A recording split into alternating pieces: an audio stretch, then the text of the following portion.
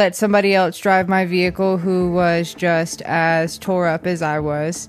I had a Jeep at the time, and for what I was told, my back tires slid. It had been raining that night. They popped the curve and sent us into a forward flip. So we flipped hood over tail end. I don't know how many times, a couple times, and I went out the passenger window and landed in the middle of the road, and the first responder announced me dead on arrival. Again, it was prison, but the second time I was so broken and I had nothing, and my family was basically done. My mother and grandmother were scarred for I don't know how long because of the way that they found me. And one day something clicked, and I'll tell you, God had a lot to do with that for me. I know God had to step in because I just realized that I had nothing, I was nothing, and I was never going to go anywhere. That everything that I had tried my way failed. How'd that make you feel? It made me feel like a loser, to be quite frank. And it was it was for community service, right outside my high school. Mm-hmm. Just coincidentally. Or not my high school, but the high school closest to me but I did know a lot of people who went there. And it made me just question everything, yet I was still I believe I was high doing it because of drug consequences. I was doing it, and I wasn't going to quit drugs. And the best thing that I heard when I was in sober living was to get with people outside of my sober living house, people with time, people building a foundation in the rooms. Here we are, Real Recovery Talk. I am your host, Tom Conrad. In today's episode, we've got Stevie Buckets. Happy to be here. And we have Destiny with a D. That's Destiny with a D. Happy to be here as well. First things first, thank you for tuning in on the podcast app, whichever one that you choose to use. And thank you for watching on YouTube. In the end, if you have any comments, questions, or concerns, you could always reach us, info@realrecoverytalk.com. Again, that's info@realrecoverytalk.com. And ultimately, we want to help you turn your mess into your message, right, Buckets? Right. And second thing second, could I put this right here, or would that mess things up? No, you can. Okay, cool. By all means. All right. Anyways, all right, yeah. Turn your mess into your message. That's what it's all about. Wait, was that the second thing? Right, that Destiny? second thing was my question about the coffee. Oh. Yeah. Okay. 100%. Destiny. Yes. How are you? I'm doing well. How are you? Get that mic up closer to you. Destiny's someone who There you definitely go. turned her mess into a message. I would say so. Yeah. Just a disclaimer. Come on. Let's hear it. I had this full episode already recorded, so Destiny decided that she didn't like the first one, so she wanted to redo it. And I said, Destiny, I don't understand. It was fine. I don't get why we need to redo it, but if that's what if that's what you want to do, that's what we'll do. So here we are. You guys see this face, right? That is a absolute bold face lie. We were so excited, all three of us, about this podcast. One, because, full disclaimer, I don't like cameras, and it's taken me a long time to get to this point to be comfortable speaking, and we did it. Turns out it was great, and Tom somehow got it edited and deleted from the hard drive. So here we are doing take number 2, actually. Okay, so it's up to you as the listener to decide what story is correct. But since the first take did not go out, Destiny, pleasure, thank you. Thank you for having me. We've been wanting to do this for a while, and we did do it once. And last week. Here we are. We're here for round 2. Again. Thank you for coming on. Mm-hmm. I know it's taken a while for us to actually nail this down. But Destiny and myself, we've known each other now for going on 4 years. 4 years. It's been a wild ride, I'll say. Yeah. Destiny here at Rock does business development, takes care of a lot of the admissions that comes into Rock and talks to a lot of the clients that are coming in and keeps a pulse on them while they're here. And then I'll say both you, Steve and Destiny, between these two, I would say anybody that graduates through the program and kind of goes off to do their thing, they stay in contact with one of you two pretty much at all times. Mm-hmm. Absolutely. So it's kind of like our alumni department here in a way. Steve is dedicated alumni. Destiny's alumni, just kind of by assistant, way of maybe kind of do a lot more than alumni. Just saying, nothing wrong with that, but I'm not dedicated alumni. No, anymore. I'm Steve.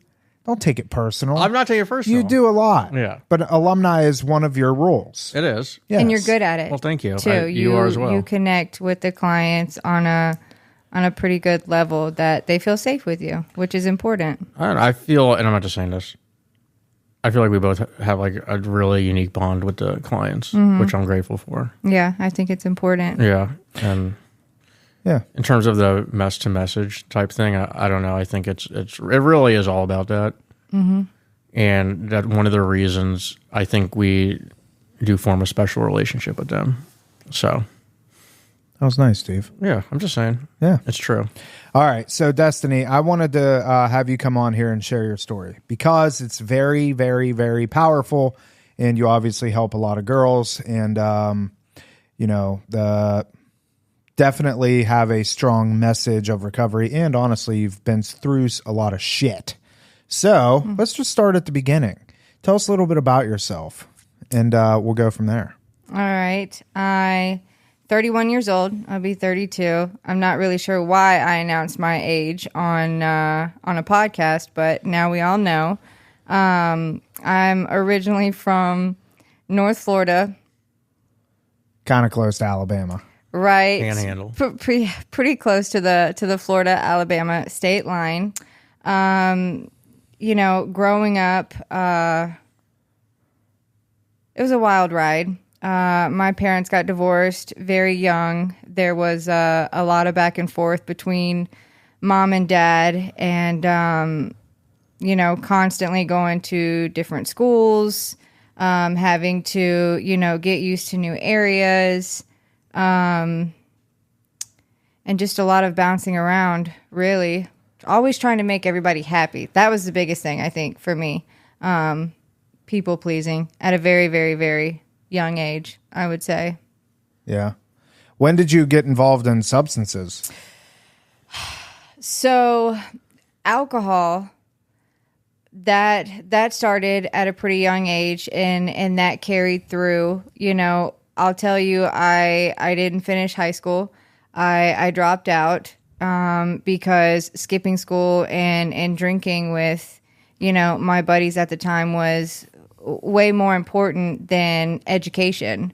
Obviously, if I knew now, or knew, how does that go? How does that If I knew now what I would have known then. If I knew then what I know now. If I know, how's that go, Steve? Somebody let us know, please. If I knew now what I knew then. No. If I knew then what I know now. If I knew then what Well said. You're supposed to be the wordsmith. You are, because we butchered that horribly. So if if I knew then what I know now, obviously my path would have gone in a completely different direction. But I didn't finish school, and drinking just became the only thing. And it wasn't that white aha moment. I think we've talked about my first experience drunk was actually extremely horrible. I had to wake up the next morning. I had vomit in my hair, and I had to go to Saturday school detention and walk around in probably 85-degree weather picking up trash around the school campus. So that was horrible. But what separates us what separates me from, other people is I kept going back. And eventually I learned to love it because it just, it filled a void that nothing else at the time could, or that I had, that I knew that anything else could, The booze did. Yeah, absolutely. 100%. Not to picking up trash. No, not the picking up trash. I did that before, and I was like high doing it. Yeah? How'd that make you feel? It made me feel like a loser, to be quite frank. And it was like it was for community service, like right outside my high school. Just coincidentally. Or not my high school, but like the high school closest with me but I did know a lot of people who went there. And it made me just question everything, yet I was like still like I believe I was like high doing it because of drug consequences. I was doing it, and I wasn't gonna quit drugs. So you were doing it more for a community service? Yeah, because you were caught up in the law. Yeah. Oh, I never knew you had law infractions. Just one. Oh yeah, what was that? It was a written arrest. What's a written arrest? They let me go. They only found I swallowed my drugs when I saw the lights. I knew it was time to do away with your drugs. Time to do away with the drugs. And I remember I was using with two girls at the time in my car. And they're like, well, then one of them's like, what are we going to do for later? Why'd you eat yours? And I said, they ain't going to be a later, because we were freebasing it, and then the whole car smelled like Oxy 80 smoke, if you will. And they put theirs in their purse, and I put my foil. I put my foil in my CD book. This was a while ago, and CD case, if you will. And they separated us. They took one of the girls, I think they like let go with their mom. I don't know why. I actually didn't know that one, but the other one I knew pretty well. They arrested her, and for me, they only gave me a paraphernalia charge, and I had to appear in court on such and such a date. Next thing you know, you find yourself picking up trash. Picking up trash, yeah. I wasn't trying to bogart your story, Destiny. No, that's fine. Hey, yeah. I love hearing about your past. Because it shows how much you've grown and the work that you've done. Because if some of the stuff, I'm like, there's no way. Not the buckets that I know. Oh, you? Yeah. The buckets that was picking up trash, and again, I was like high doing it, and what I told myself, I'm never putting myself in a situation again, like the forgetter, because I had that void that I needed to fill too, and like the consequences, like don't fill that void. I wasn't I could not be scared straight any sort of way. You know what I mean? Like I was literally getting high, picking that stuff up, and all that. Yeah. So, anyways, I know it sounds like a little similar experience there. Mm-hmm. Destiny, when did you get into more hard drugs? That would have been after my car accident in 2012, April 29th, I think, 2012. I got in an almost fatal car accident. Drunk driving accident. I let somebody else drive my vehicle who was just as tore up as I was. I had a Jeep at the time, and for what I was told, my back tires slid. It had been raining that night. They popped the curve and sent us into a forward flip. So we flipped hood over tail end. I don't know how many times, a couple times, and I went out the passenger window and landed in the middle of the road, and the first responder announced me dead on arrival. Wow. Yeah. So, what happened to the person that was driving? I think like a bruise from the steering wheel, and they broke a wrist in their bone, maybe their growth plate in their bone or something like that. I can't remember. So not much. No, not much. And you said that you had, you broke what, your femur? So I broke my femur in a couple different places, and then I broke my pelvis bone with it. So I have, I almost lost my right leg, is what I was told. And then they went in, they put a metal rod I have from my hip to my knee, and then I have a couple screws throughout my upper leg as well. Were you in a coma or anything? I wasn't in a coma. I did hit my head, and pretty hard. And I always compare it to the movie 50 First Dates, which we recently found out that neither one of you have seen. Mm-mm. No, why would I have seen that? Because it's a fantastic movie. Who's in it? Adam Sandler. Oh, okay. And Drew Barrymore. Right? Yeah. I know about it. I just have not seen it. It's phenomenal. So. Did they go on 51 dates? 50. Oh, okay. Why is it called 51st? Well, because she got in a bad car accident and she goes to sleep every night and she can't remember anything after her car accident. Like, she knows, she's aware of that day, and then she goes to sleep that night, and that previous day is completely erased from her memory. So she relives the same day every single day. And she doesn't remember the car accident either. And that's what you were like? Yeah. So every day my family and the medical team would have to remind me why I was in the hospital, that I almost died, the injuries that I had, my Jeep obviously completely totaled. And I had zero, I would wake up and have zero recollection of why I was in the hospital. And I would go to sleep that night and wake up and they would have to do it all over again. My days didn't start making sense, and I didn't start coming to until after I had been discharged from the hospital and back to my mom's house. Wow. Mm-hmm. And how old were you when that happened? What was that? 2012, you said? 2012. So 12 years ago, you would have been 20? Mm-hmm. Wow, young. Yeah. Mm-hmm. Young. Did you stay clean after? No, obviously not. No, and that's what is always a part of my story, is something that drastic that happens in somebody's life, and especially that young.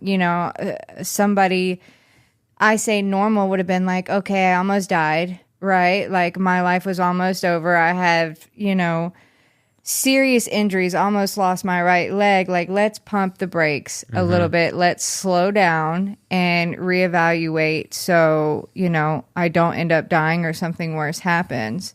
And not me. Because with my injuries, obviously came the painkillers. And, again, no white light experience. I would take one, I would get sick, I would go to sleep, wake up, take one, get sick, pass out. And, that happened for the first little bit until my tolerance started to get higher and I started taking more. And then I learned to love them and then really fall in love with them, after a good amount of time doing them. And from there, my addiction really, really, really took off. Eventually I ended up with a needle in my arm for the next couple years. And, I've spent 10 months in jail. I spent 6 months in jail. I've been on felony probation. Oh my God, I don't even know how many years of my life. I've overdosed so many times. I've been Narcaned. I've ended up in the hospital after overdosing. And, for a while, I thought I had everybody fooled. And then when I realized I didn't, I stayed away from home and slept in vehicles, slept outside, slept in trap houses, anything you could think of. Worst experience of my life, I think. Drugs took me to such a dark place. And I hated you because I hated myself.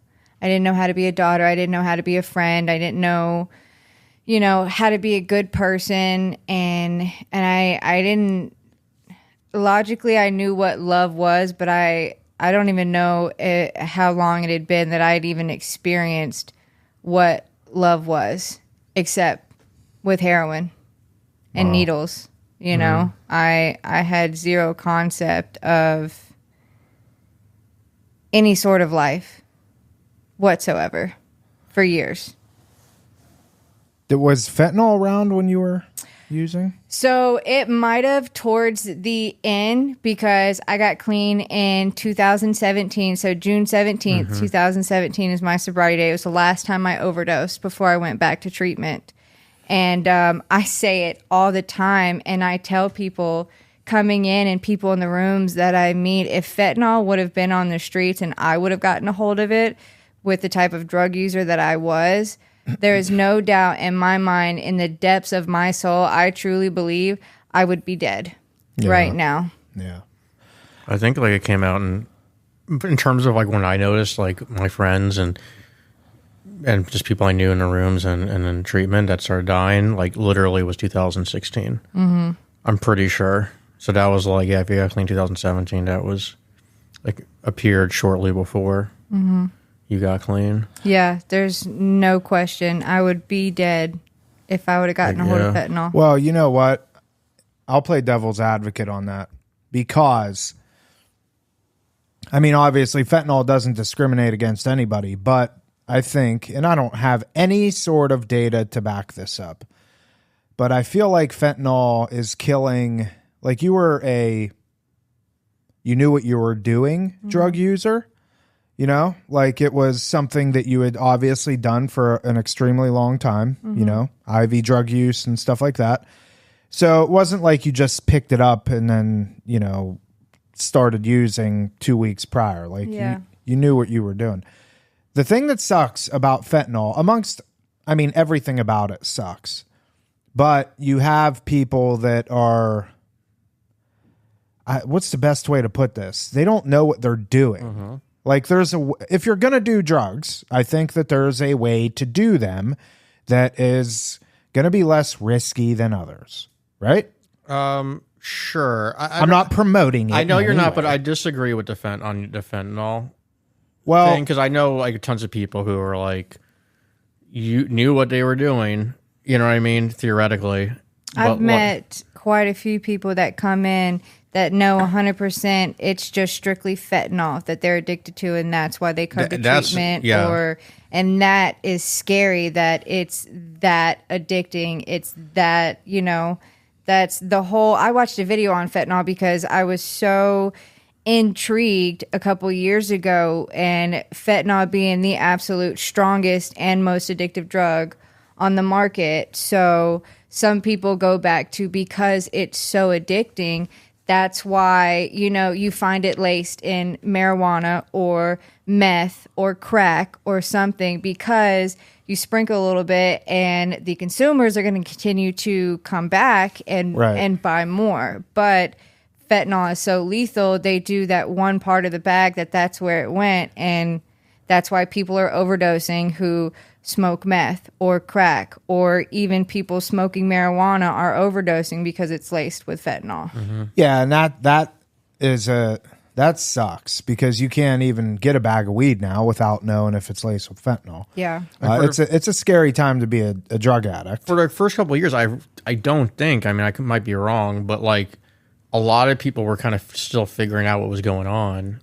Yeah. You know what I mean? So like you could have a person going to their normal guy and no one realizing what was in it type thing, or they thought it was just regular heroin, you know? And yeah, again, I wasn't using during this period, but as I remember, this is kind of just being kind of figuring out what was going on. Like it seems like the rest of the recovery community. Yeah. You know, one thing that I think happens a lot is people put together some sobriety time. At least I think this is the vast majority of overdoses that end in death. They'll put together some sobriety time, whether that's a week, 2 weeks, 2 months, 2 years, and then go back to using and think that they can go back and use maybe not exactly the same amount, but something relatively close to. And that ultimately will take him out and kill him. And I think that's kind of the point that I'm trying to make. Like, yes, you probably would be dead. as a lot of people do end up dying that are using fentanyl, especially if they're intentionally using fentanyl. But the sad thing is that you see these young guys, young girls that I don't think they don't want to die. No. They want to be high. They want to fill that void. They want to do, they want to do their drugs, and they just want to escape from reality. And they missed the mark, you know? And we never think it's going to happen to us too, for whatever reason. I don't know why. No, I'm the exception to the rule, right? Like it's not going to happen to me. Yeah, sure. I know many people who have overdosed from drugs, but I'm going to be that exception to the rule because I know what I'm doing. Or you get in that mindset of, I don't care if I do or not, but either way, like I'm still going to get high. It could happen, it could not, but death doesn't scare me. Mm-hmm. So when did you finally get clean? You said, what, June 17th? June 17th, 2017.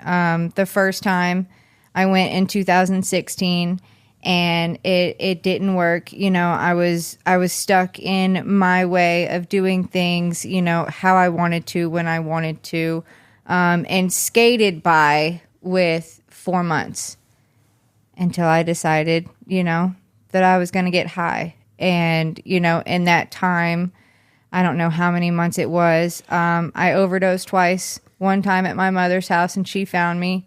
The second time at my grandmother's house and she found me. So now I have royally and mentally scarred my family. And at this point, they're done. They don't know what to do. Two family members have walked in and literally thought I was dead for however long it took them until, the ambulance and medics got there to somehow revive me. Both of those times I ended up in the hospital also. Ended up going back to treatment. And for me, I'll tell you, it's my story, but I had prison time over my head. I was on violations. My family called my felony probation officer and was like, she got high, she overdosed, she's in the hospital, we don't know what to do.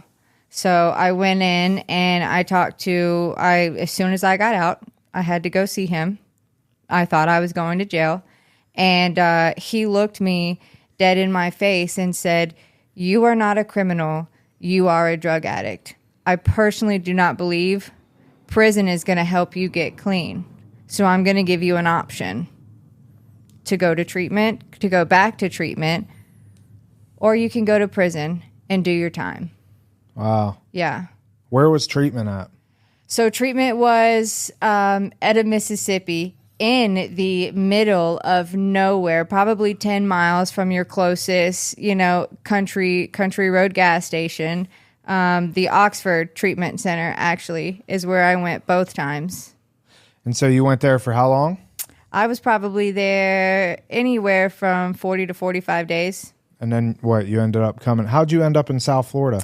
So my stipulations for my probation officer letting me come back to treatment was my aftercare that I had to do, which would have been the PHP and the IOP, partial hospitalization program, and intensive outpatient. I had to be somewhere in the state of Florida. And the treatment center that I was at had a relationship with another treatment center down here. And that's how I ended up in South Florida. And I've been here since. And you went to like an IOP program? Mm-hmm, PHP and IOP. Wow. Yeah. And so when you came down here, what was your mindset like? Because you came from Panhandle to bum-effed Mississippi down to South Florida. Mm-hmm. Was that the first time you'd ever been down here? To South Florida, yes. Before that, I think the furthest I've been is Orlando, and that was years ago when I went to the theme parks. So when you come to South Florida, and if you came in 2017, I mean, recovery was popping. Yeah. And still is. Uh-huh. What was that like for you? Was it kind of like what you were expecting? Or because, I mean, you came from the middle of nowhere in Mississippi. So I didn't know what I was expecting because the first time I went to treatment, I stayed up there for a little bit. And in Mississippi where I was, the recovery community is, I've heard from so many people that go through treatment. South Florida is the recovery community down here is nothing like it is anywhere else in the world. From the treatment centers to sober livings to meetings all up and down the coast of Florida, recovery's everywhere. I didn't know what to expect. I know that when I first got down here, I thought it was a cult. And I was like, there's no way these people love themselves this much and their aura and energy is so bright and they've had a story anywhere near, to my story and what I've been through. I've almost died 15 times. The things that I've seen, the stuff that I have done and had done to me, like there's no way that these people live and look and love like this. I thought it was bullshit, honestly. And I didn't come down with the mindset immediately that I wanted this. Again, it was prison, but the second time I was so broken and I had nothing and my family was basically done. My mother and grandmother were scarred for I don't know how long because of the way that they found me. And, it's one day something clicked and I'll tell you, God had a lot to do with that for me. I know God had to step in because, I just realized that I had nothing. I was nothing and I was never going to go anywhere, that like everything that I had tried my way failed, tremendously failed. Tremendously. So, I had no other option. It was going to work or it wasn't. Yeah. What do you got, buckets? Well, kind of we talked about earlier in terms of, I mentioned in terms of filling that void, consequences like really doesn't do it. And I think consequences can get us clean, but it doesn't keep us clean. Mm-hmm. You know what I mean? And you had an experience kind of like, I think recovery does that pretty well. Mm-hmm. When you were in Mississippi, did they have meetings? They had meetings. They did? Mm-hmm. What did you think of those for like the first time you experienced them?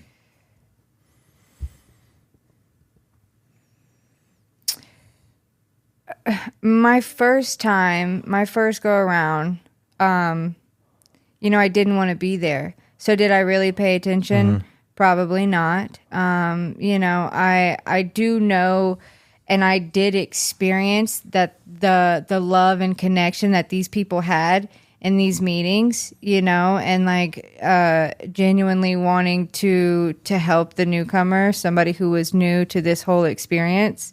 But for me, I was still closed off. I didn't want it. I wasn't ready to accept it. It was what it came down to, because I still had no concept of what connection and love was. So to be honest with you, I hated everybody in the room.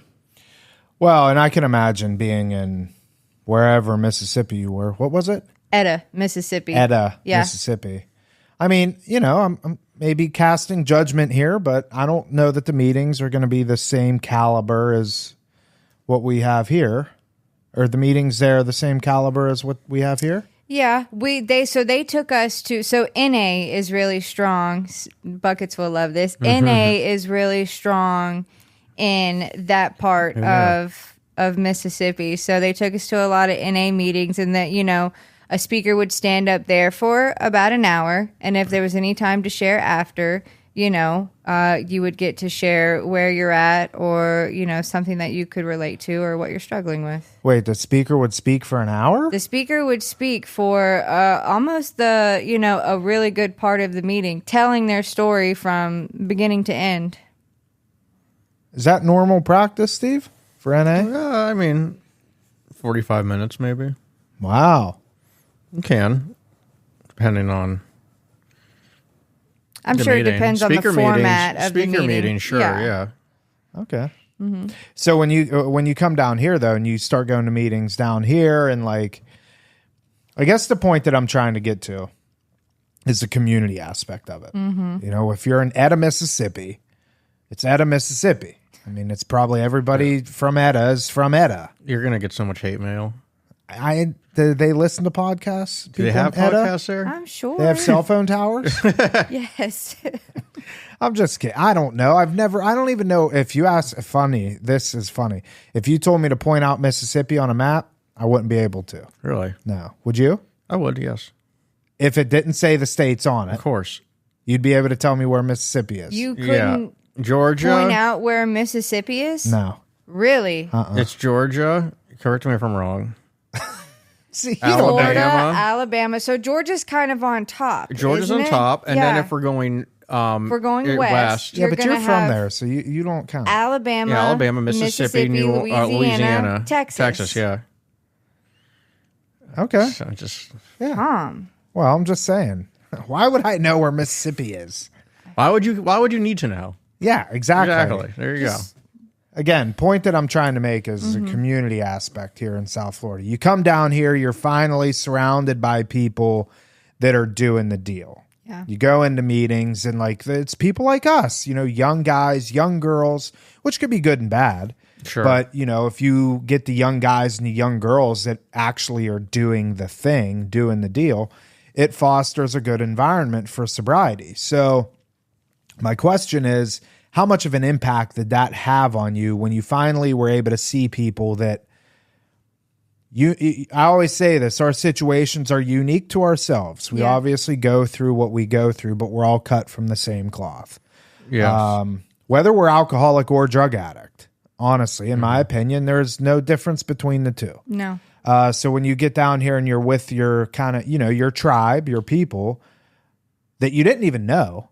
And that's the other funny thing is you develop this tribe that you didn't know 24 hours prior. I remember when I went into my halfway house for the first time and I met a couple of the people, there was an immediate bond to them. And I didn't know them. I never met them my whole entire life. And one of them, he's the one that picked me up from the airport, this kid, Kevin. I haven't talked to him in a long time. But he's clean, sober, works for Banyan. Lives up in Philadelphia. He was a hardcore junkie, heroin. He has Nirvana tattooed on him, that kind of kid. And he's got that kind of kid.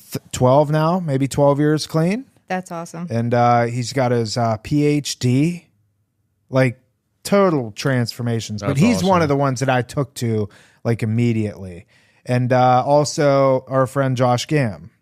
He came in as I was a halfway house, as I was one of the managers, but he was another one that we just kind of clicked. I didn't know you guys went back that far. That's crazy. Yeah. I was his halfway house manager. That's insane. I did not know that. Yeah.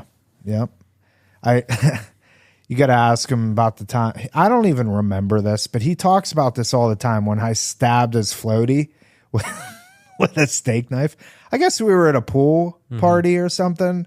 And, I was in one of my moods maybe, and I stabbed his, he had a pool float and I stabbed it maybe.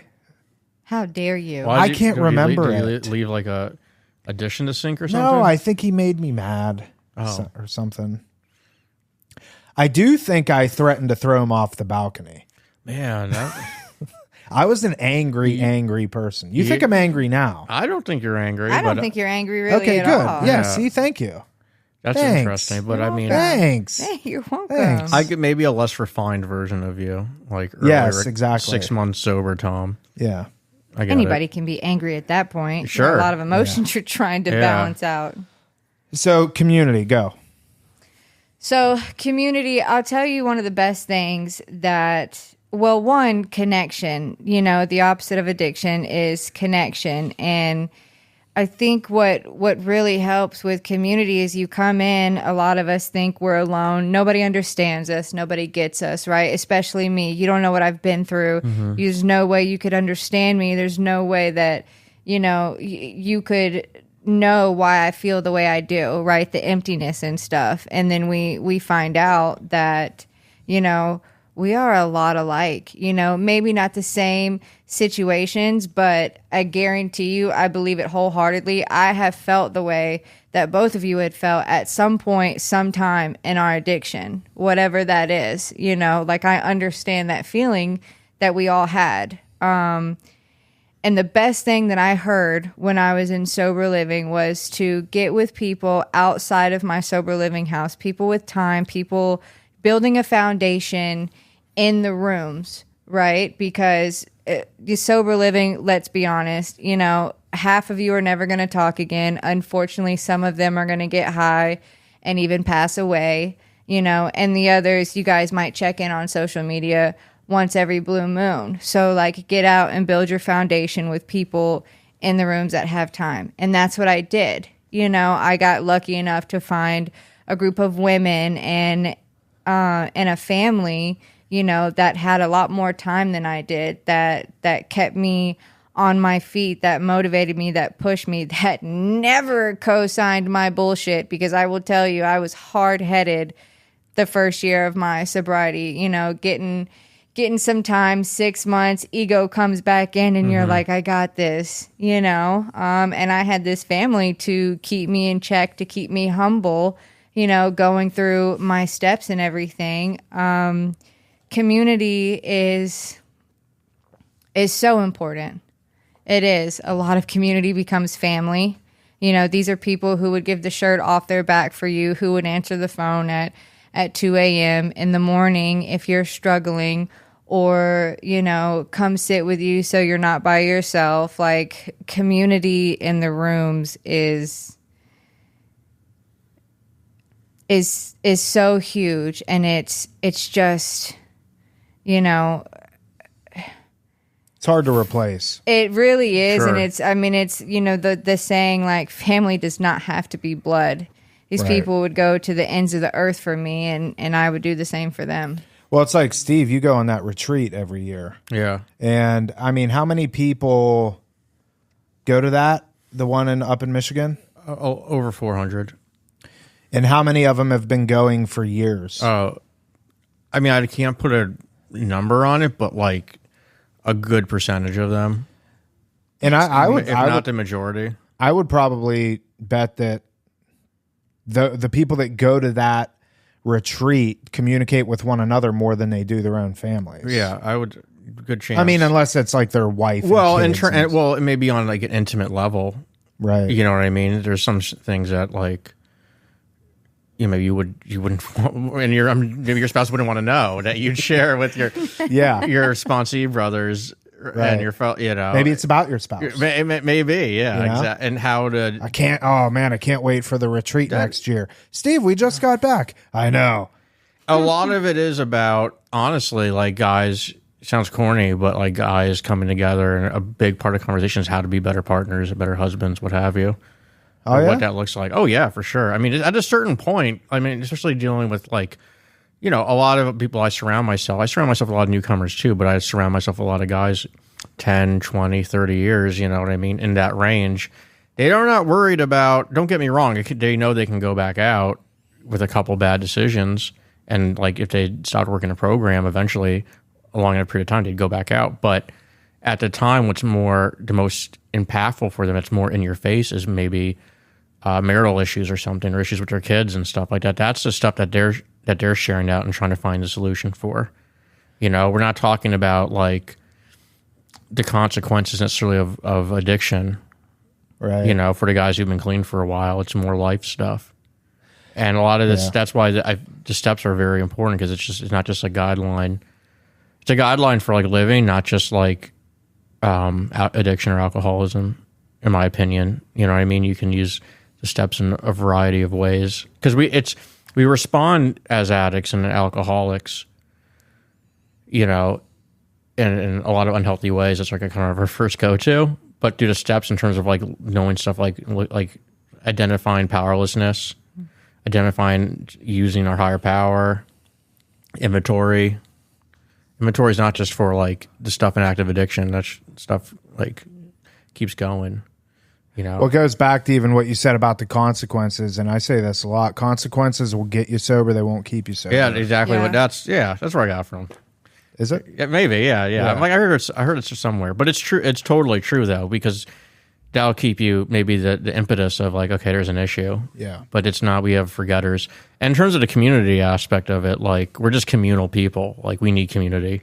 We're social people by evolution, and we fashion ourselves as loners a lot of times. Maybe for me, that was just maybe a cope because no one wanted to be around me besides other addicts. Like, yeah, F y'all too. I don't. Well, need nobody you. wanted to be around you because you were an addict. Yes, exactly.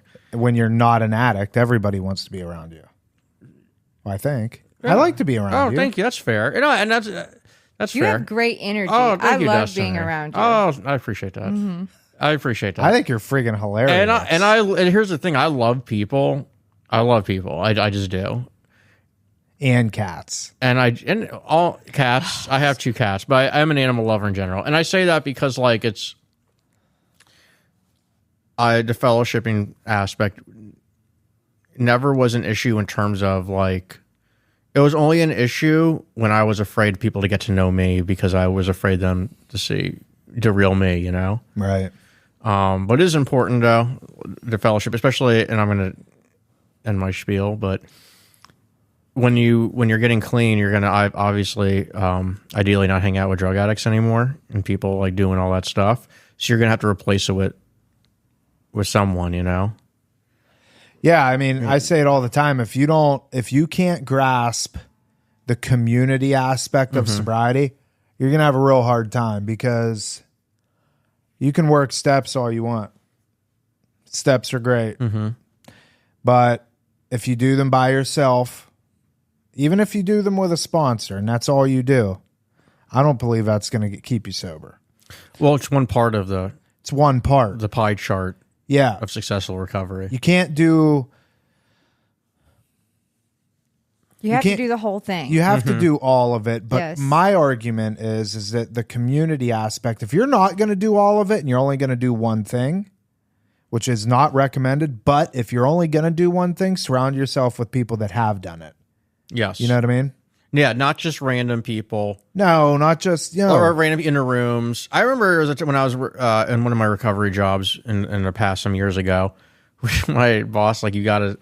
When I was a text, like, stop taking to that meeting. Everyone there has like a week clean at most, and they're all giving each other week clean solutions. Yeah. Take them to a different meeting. Right. Because she knew I knew good meetings. Even if you have to drive 25 minutes away, take them to some good meetings because it was, hang out with people who know the solution. Right. And are living a program. Yeah. Yeah, I think it's important. Community. Have friends that are sober. With time and a solution. Time. Yeah. I like what you said too, Destiny, about the you said something about the sober living. Oh, the making the friends outside of the sober living. Yeah, building that foundation outside of your sober house. One thing that you said, again, I'll play devil's advocate, is that you're not going to talk to probably half of them. I would say you're not going to talk to 99% of them. And you're probably way more accurate on that. I was just thinking at the top of my head, but 9 times out of 10, you'll never see that person again once you guys leave and go to whatever the next part of your journey looks like. Right. So what are you doing now? I mean, obviously you're coming up on what, 7 years? 7 years in June. You are sponsoring girls? Or maybe not right now? Not right this second.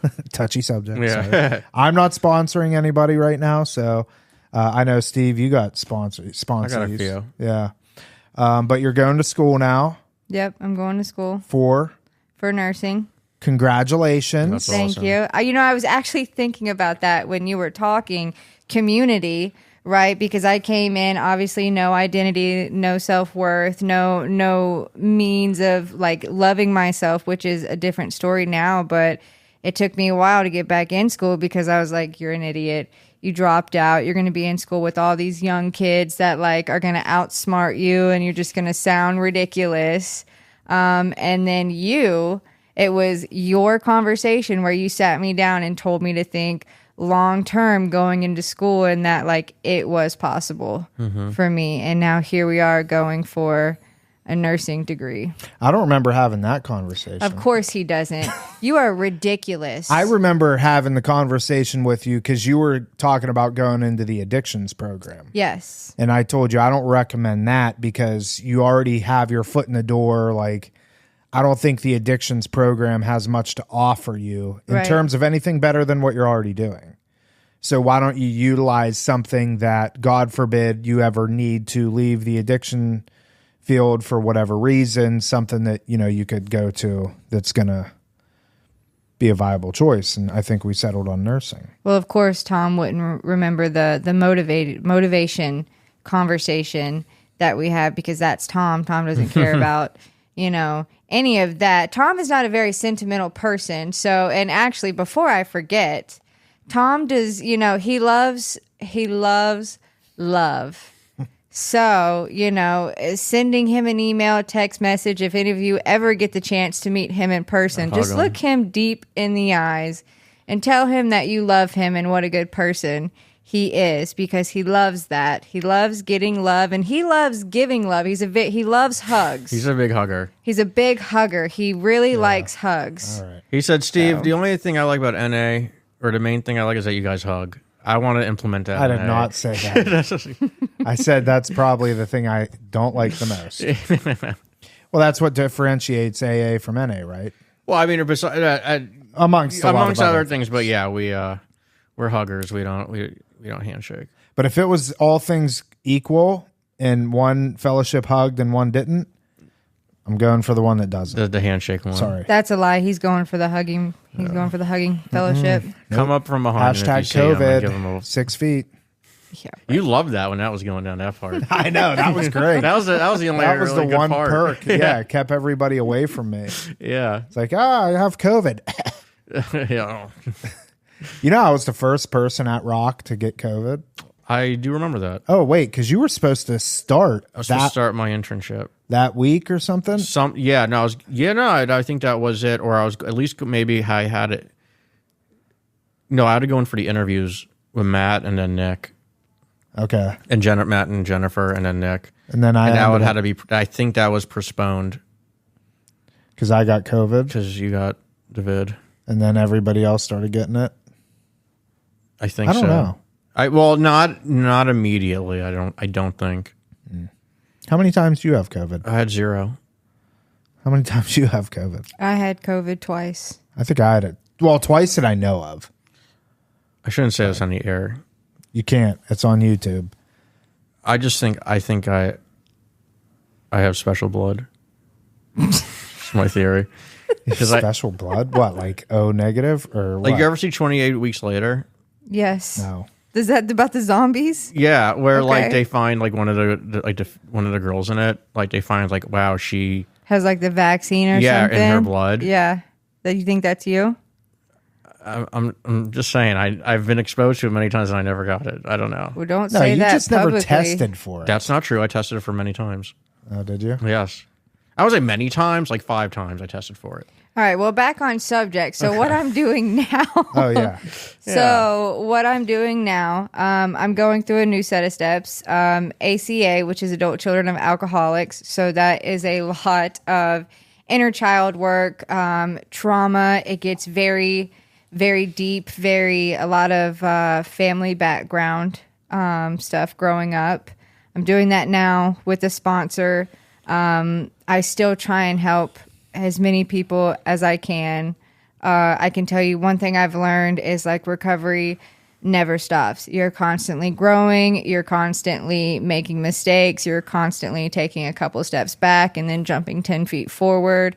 You're constantly evolving with your sobriety, and you have to continue to go with it. So, you know, my inner child work stems from an absolute mental breakdown that I had within the last year and a half, and I'm working through that. You know, continuing to show up for anybody that needs help, and then learning how to love myself even more. And I've got a great community to do that with, you know, that helps me with that. School, trying to balance work in school. You know, there's a lot of moving parts in my life right now, but you know, one thing I can say is like coming in here and putting in the work and building that community, that fellowship. Everything has always worked out, no matter how dark or how alone I might have felt, you know, while I was clean. God, the solution that I've been given with all the different parts, like, has guaranteed that, like, I don't ever have to drink or use and go back to the life that I was living again. Like, I do have a choice today, and life is going to show up. I always tell people coming in, you know, it's not what do they say?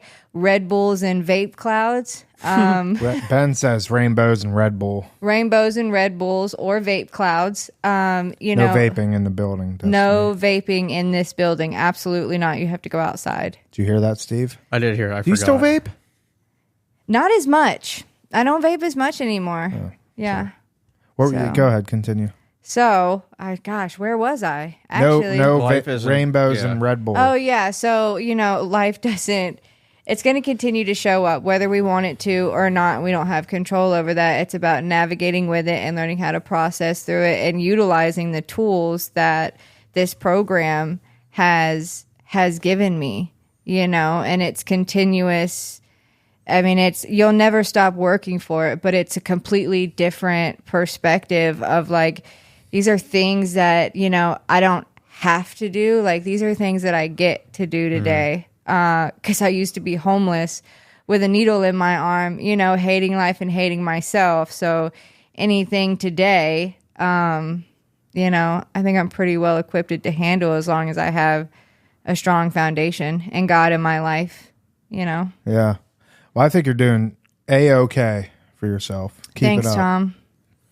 You are, seriously. Like, there's like a couple women. I think I told you this on our now since deleted podcast. But I just want, that was not deleted.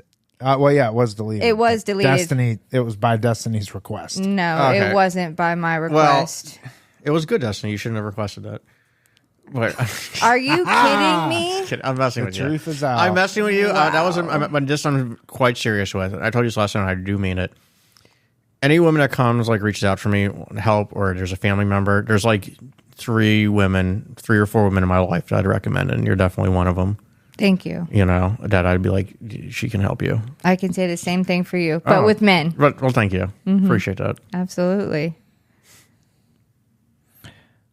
Sorry, I was looking for a babysitter. It's a gift of recovery right there. You're not available tonight, right?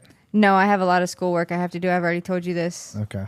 She's not a good, she's not reliable when it's last minute. You just said, last minute. Exactly. So I am absolutely reliable, but when he wants to say, hey, in 3 hours, can you be at my house so my wife and I can go out on the town?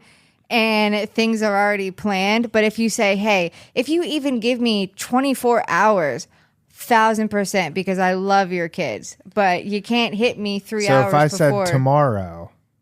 If you said tomorrow night, I would make that work, yes. You have school, don't you? Saturday. No, I don't do school on the weekends. No, but you have Saturday. like a lot of school work. Yes, I have a lot of school work, but I have tonight and I have a lot of tomorrow and I also have Sunday. All right. Well, maybe we'll get some. Maybe we'll set something up. All right. So, but don't wait until tomorrow to say, "Hey, do you want to watch my kids tonight?" I won't. Okay. You want to watch my kids tomorrow night? Yes. All right. Done deal. You hear that, Buckets? I saw that. Buckets like, why don't you ever ask me? No, I love your kids, especially Levi. He's a hoot. He's a hoot. But wow. You know.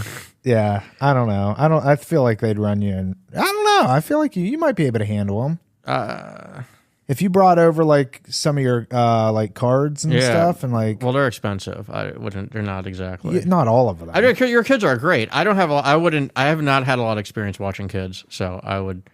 Yeah, you can't even get your cats together. That's my plan this weekend.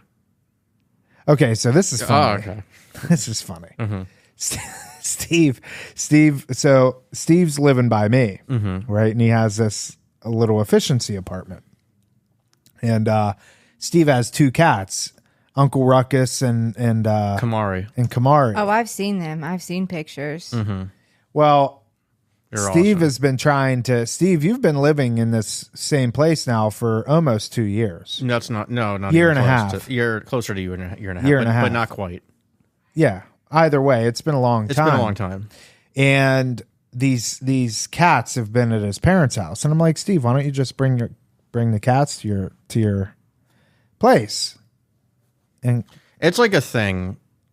It's like in terms of like they're amazing cats. They're so well behaved. They don't do anything. They're so loving and affectionate, and they don't like do a lot of like stereotypical, like when people think they don't like cats, they think of like, you know, certain actions. They don't do any of that.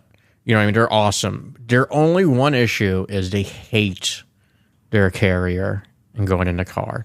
They despise it so much. It's like a thing. It's like a traumatic experience for them. So I was kind of putting it off. I'm like, and my parents don't mind. They're great. And they live in Coral Springs, and you know, and it's not like a thing. But they're at a certain point, it's like I do want them. They're my cats. I do love them. You got to do it. And the last like couple of weeks, so I've been trying to wrangle them up, and they run immediately away. They hide. It's hard to get them. It's just and also even when you do get them, it has to be like one foul swoop. Take them, put it in. Isn't there some like catnip that can handle like stress or something like that? Calm them down a little bit. They don't. It doesn't. What I only know works. Some people give their cats gabapentin before like a plane ride or something. That's not a bad idea, actually. What works is putting a towel over them and grabbing them. Okay. And they don't even scratch, but they will latch on, and that hurts. They will latch on, but not scratching. Love is pain. Latching, Steve, especially when it comes to those babies. It is. Love is pain. So I'm doing it. I'm committed. I'm going to do it tomorrow. It's going to be a thing. It's all good. It's going to be a thing. I think I might ask my parents. Put a couple layers of clothing on so when they go to snatch you, they can't like lock into your skin. So weird because like they never loved it, but this was very doable. This only the last couple of years they've really not liked this for some reason. I don't know why. Something happened. I can't. They probably resent you because you're staying somewhere different and you haven't lived with them in a while now. That might be it. And that's one maybe cat they parent like it. to another. They like being with your parents. No, they love it. We don't want to leave. I get pictures of like my mom taking pictures of like Uncle Ruckus laying on my dad, and she's like, Uncle Ruckus is a traitor. And I'm like, I know. Where did Uncle Ruckus come from? It's from a show called The Boondocks. Okay. What about Kamari? Kamari's from a Final Fantasy. It's a video game. Yeah. From back in the day. This is like... How old are the cats? They're getting up there. Cats live a very long time. Yeah, they do. Knock on wood, God willing. Because I love them. I got them in November of 2013. Okay, so they're not that old. And they were like... They were 10 years old then. They were like 6 months when I got them, I think. I actually was supposed to just watch them. Like a friend of a friend's like, hey, could you watch these cats? I'll pay you for their food every month. I just only for like 2 months because I'm like, me and my family are kind of establishing ourselves in California, and the in-laws don't want them, but we'll totally get them. We'll pay to ship them out. And I'm like, sure. So it was for 2 months, like 4 months, 5 months, go down.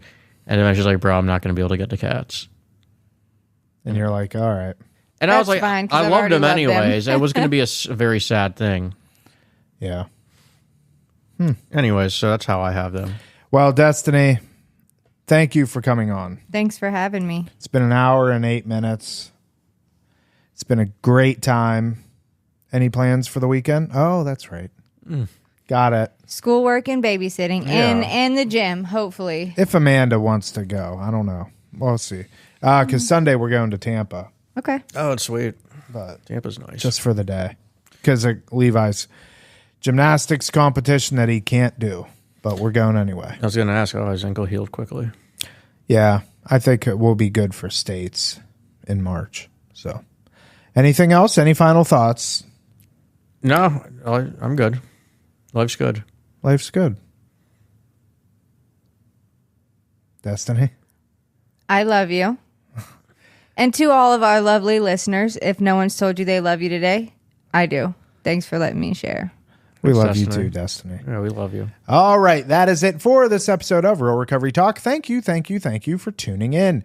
In the end, if you have any comments, questions, or concerns, you could always reach us, info@realrecoverytalk.com. Again, that's info@realrecoverytalk.com. And ultimately, we want to help you turn your mess into your message. That is it. We will see y'all later.